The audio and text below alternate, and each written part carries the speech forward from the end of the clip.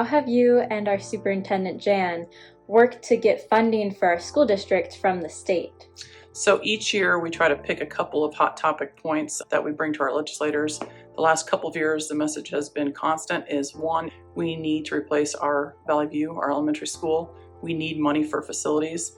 And the second thing is we want out of running levies. Currently, although we can't put it on our ballot, we run a levy basically to cover our special education costs. We want the state to pick up on that. And truthfully, we are 50th in the United States in public school funding. If you just got us to 49th, nobody in the state would have to run levies. That's what we're asking our legislators, to fully fund public education.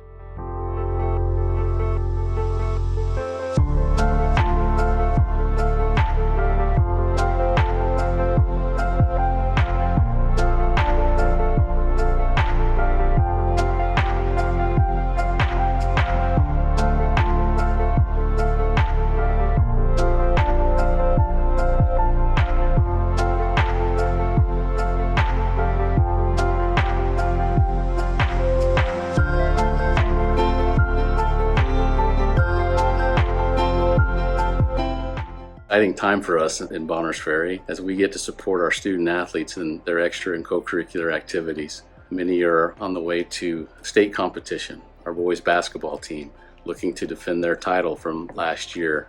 Our boys and girls wrestling teams participating in the state tournament in Pocatello, Idaho. Our cheerleaders are on their way to compete in their state cheer competition. Our robotics team is diligently preparing their robots and getting ready for their state competition. We appreciate your support in helping them compete at these competitions, and we wish them the best of luck.